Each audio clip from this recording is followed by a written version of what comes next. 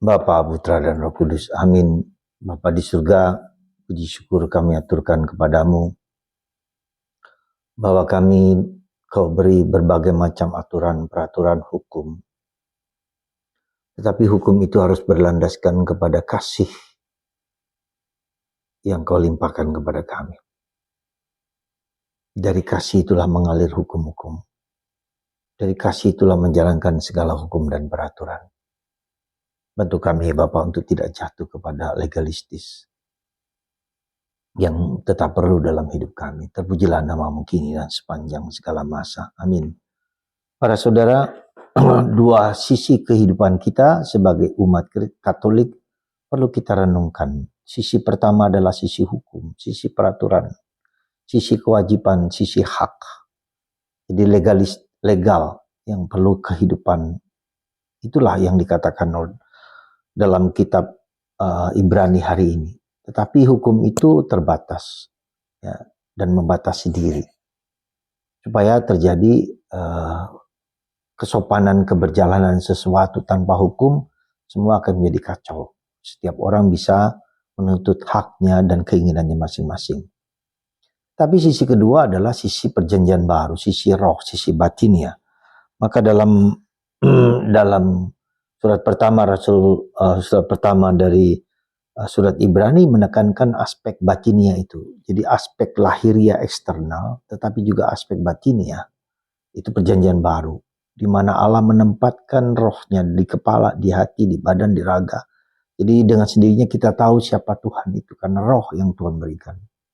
Tapi dua sisi ini saling melengkapi dan saling saling menolong satu sama lain, saling komplementer, saling melengkapi satu sama lain. Tetapi lepas daripada itu memang akhirnya kalau mau dijujur dikatakan aspek lahiri batinia itu adalah yang lebih penting. Itu relasi dengan Tuhan, mengalami Tuhan, penghapusan segala dosa. Ya, itu adalah aspek batinnya. Karena dengan aspek lahiria memang kita perlu misalnya kita ke gereja, kita berdoa, kita melakukan hal-hal yang baik, itu semua bagus semua. Tetapi dalam perjanjian lama kita mengerti dan paham bahwa hukum-hukum itu memang perlu tetapi bisa menindas, bisa tidak benar. Ya. Karena itulah dua sisi ini dan cukup ditekankan aspek batinia, maka ada istilah dug in altum, tebarkan jalamu di tempat yang lebih dalam, dan itu menghasilkan ikan yang berlimpah-limpah. Jadi pola pattern ini haruslah kita sadari. Kita tetap memperhatikan aspek lahiria, aspek hukum, aspek peraturan, di mana otak kita, pikiran kita, perasaan kita, ya, dan fisik kita, kita bisa lihat, kita bisa rasakan. Tetapi masuklah ke aspek yang lebih dalam, aspek batinnya, yaitu aspek batinnya ada dua sisi. Dua sisi adalah aspek hati kita, ya, tetapi juga aspek roh dan kebenaran. Jadi mari saudara kita melihat dua sisi ini dengan kacamata yang lebih dalam, tetapi harus lebih masuk kepada aspek roh dan kebenaran. Nah, dalam konteks inilah maka saya mengajak Anda untuk mendoakan doa itu tadi, doa Yesus, Tuhan Yesus kasihanilah aku orang berdosa. Itu aspek batinnya yang mau ditekankan. Saya tidak akan malu dan mengajak Anda untuk berdoa rosario ini sebisa mungkin sekali dalam seminggu, sebisa mungkin. Ya, tetapi lebih dalam daripada itu kita doa Yesus, Tuhan Yesus kasihanilah aku orang berdosa, Tuhan Yesus kasihanilah aku orang berdosa, Tuhan Yesus kasihanilah aku orang berdosa, Tuhan Yesus berkatilah aku. Maksud saya apa dengan mendoakan doa Yesus ini dengan memakai rosario? Supaya kita tidak terpaku kepada doa rosario ini. Meskipun kita tahu doa rosario ini adalah senjata kita yang paling ampuh. Tapi kalau kita masuk ke dalam hidup batin kita sekali lagi, hidup batin kita, maka roh yang dalam diri kita berdoa untuk kita. Nah, coba Anda perhatikan kata-kata saya. Kalau kita berdoa, itu fokusnya kepada aku. Ya, sekali lagi, fokusnya kepada keinginanku, fokusnya kepada apa yang kumaui.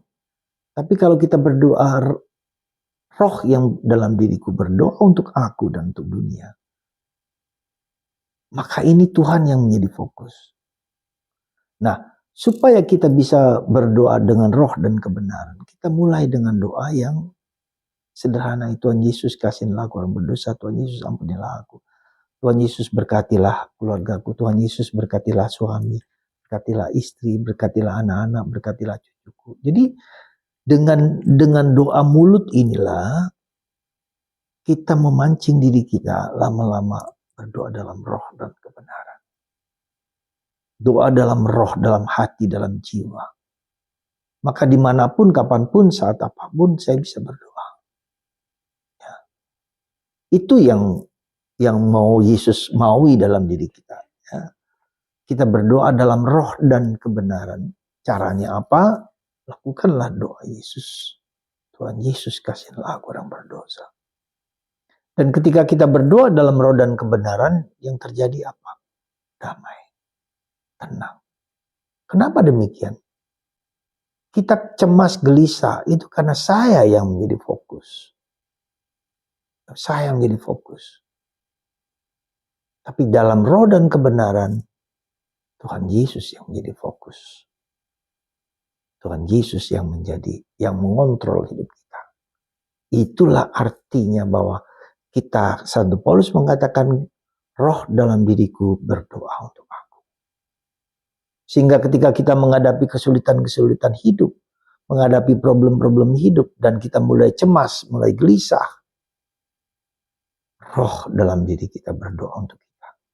Dan kita dibimbing oleh Roh Kudus. Ya, jadi tujuan dari semua doa-doa kita adalah roh dalam diri kita yang bekerja berdoa untukku, untuk aku. Ya.